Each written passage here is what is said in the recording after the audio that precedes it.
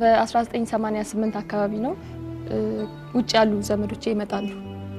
እና ካሴቱን ብታወጪ እኮ እኛ አንቺን ለመውሰድ በጣም ጥሩ አጋጣሚ ይሆነልናል ስፖንሰር አድርገንሽ እንወስድሻለን ይሉኛል አሁን ሐሳቤ ውጪ ለመውጣት ነው በቃ በዛ ሰዓት ስራውን ለመጀመሪያ ያሰብኩት ውጭ ለመውጣት ነው ውጭ ወጥተሽ ስራሽን በደንብ ለመስራት አይደለም ሲጀመር ጀምሮ ያቺ ልጅ ነኝ እንግዲህ ማጓጓያ ሐሳብ ተደርጋ ነው የቀረበችው ለምን አታወጪው ባለ ምክንያቱም ከዛ የቤተሰቦቼ ተጽዕኖ አለ ያንን ተጽዕኖ ለማሸነፍ የተቀበኝ ውጭ ወጣበታለሁ የሚለው ነው ከዛ ሳምፕል ካሴት ላይ ያስቀረጽኩ ወደ ሙዚቃ ቤት ይዤው ሄድኩኝ ሙዚቃ ቤቶች ሰሙት ጥሩ ነው አሉኝ ግን ናይት ክለብ ውስጥ ወይ አንድ ባንድ ውስጥ ወይ ቲያትር ቤቶች ውስጥ ገብተሽ መጫወት አለብሽ እውቅና ከሌለሽ ለጊዜው ላንቺ ብዙ ችግሮች ይገጥሙሻል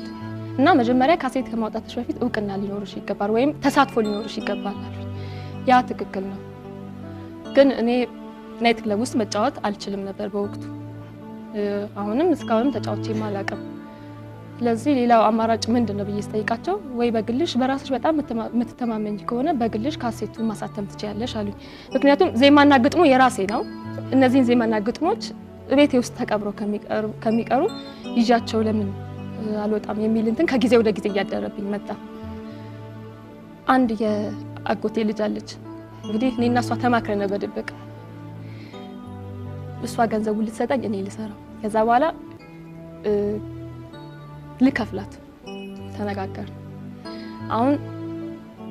ተያይዘን ኮሎኔል ሳህሌ ደጋጎ ጋር ሄድን በ1988 አካባቢ ነው ይሄ የሆነው ለመጀመሪያ ጊዜ ሙያዊ አስተያየታቸውን ሊሰጡኝ እሳቸው ነበሩ በጣም ወደዱት ድምጼንና የሰራኋቸውን ስራዎች በሳምፕል ያስቀረጽኳቸውን ወደዱት በርቺ ያሉኝ ከዛ በኋላ ጨረስን ከ4 እና ከ5 ወራት ጥናት በኋላ ስራውን ጨረስን ልክ እኔ ስጨርስ አስቴር አወቀ ካሴት ይወጣ ነበር በዛ ምክንያት ትንሽ ገበያው ሊያዝ ስለሚችል ትንሽ ቆይተሽ ታወጪዋለሽ ተባልኩኝ አዘጋየሁት ከዛ በኋላ ግን በሌሎች ምክንያቶች ካሴቱ እስካሁን ድረስ ሳይወጣ ቀረ በመሃልም ተመስገን ተካ ሞተሱ ነበር ጉዳዩን ይከታተልልኝ የነበረው ከዛ በኋላ እኔ ምንም ነገር ማድረግ አልቻልኩም ነበር አንተ የኔ ሸላዬ አንተ የኔ ሸላዬ አስራዝመልበስ ኩታ ኩታ አስራዝመልበስ ኩታ ኩታ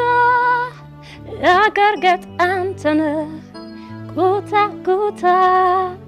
መካተን አለኝታ ኩታ ኩታ አመሰግናለሁ